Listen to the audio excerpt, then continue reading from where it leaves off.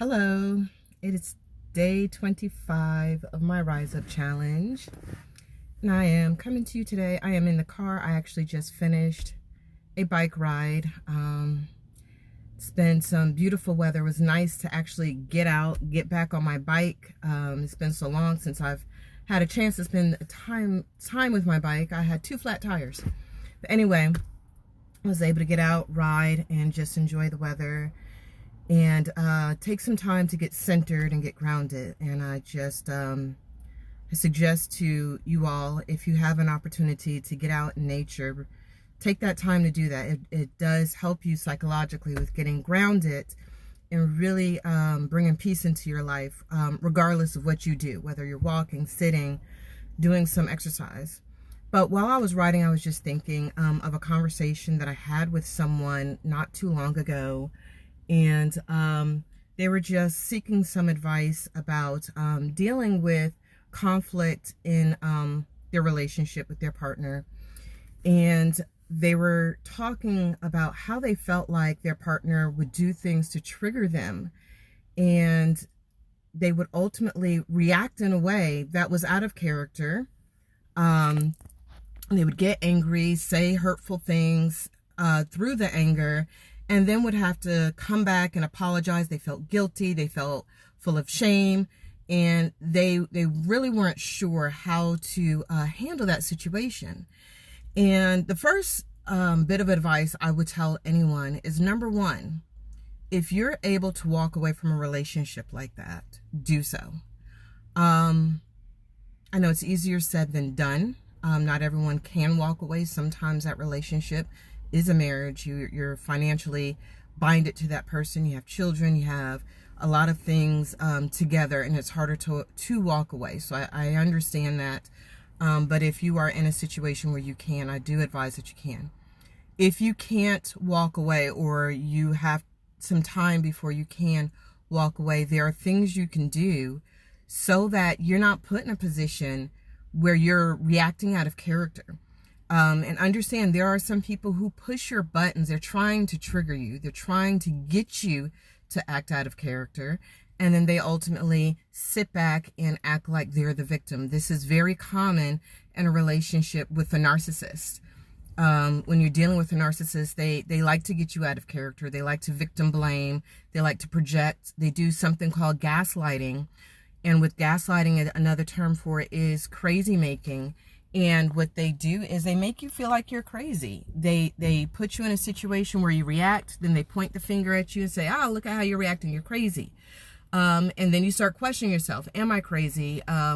Did I do something wrong?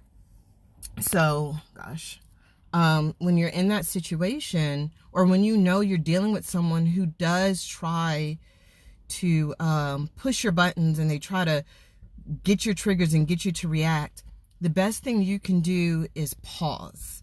When you see it coming, when you feel it coming, pause before you react. You know that feeling you get when you're being triggered. You know that anger that rises up, that frustration, that confusion even. Sometimes you do feel like you're confused because you don't know what's happening. Did you say something wrong? Did you cause this situation? When you start getting into that feeling, pause. Don't react and think. And I know it's hard to get into your head and get into logic when your emotions are running high, but push pause, bite your tongue. If you can, walk away at that moment, walk away. The best thing for you to do is not to react through your emotions. Because then when you react through your emotions, of course, you have that situation where now you have done something. Now you have said something.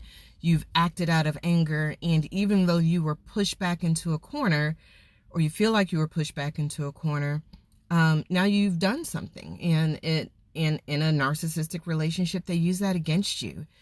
They will say, "Oh yeah, she called me names," or "she swung at me," because sometimes someone can get you in a situation where you do physically fight back. It's that fight or flight response. And human nature, when you're pushed in that situation, you get into that fight or flight, and some people fight, some people flee. Sometimes you're not in a position where you can flee, so you do fight out of self-defense. So once again, if you do find that you are in that situation, number one, if you can leave. Yes, pausing is the hardest part. That is the most difficult part because it requires you to shift your thinking. It requires you to, quote unquote, be the bigger person. And it's hard to do that when your emotions are running high. But one thing to do is, if you know you've been in this situation multiple times with the same person, reflect on the pattern of behavior that they exhibit and understand when they are getting to a certain point and you get to that certain point where you normally flip, that's where you know you need to pause. And your pause needs to actually be proactive versus reactive when you're in one of those situations. And for those of you who've never been in a situation like that, there is a pattern of a cycle that happens. And when you sit down and you start thinking, when does this happen? When do I start getting into that point? That's when you see your entry point into the cycle, and that's where you pause. And that's where you can remove yourself. And it's hard to not react. I've been there. It is very difficult because a lot of times you want to defend yourself. You want to say, I wasn't doing anything wrong. You get into the cycle of explaining yourself. And the truth is, that's where they want to get you. They want to get you where you're not thinking, where you're reacting, because then when they hit that final button, bloop, you flip. Then they point a finger. Look at you. You're crazy. Look at you. You can't control yourself. Look at you. You don't know how to act. Okay?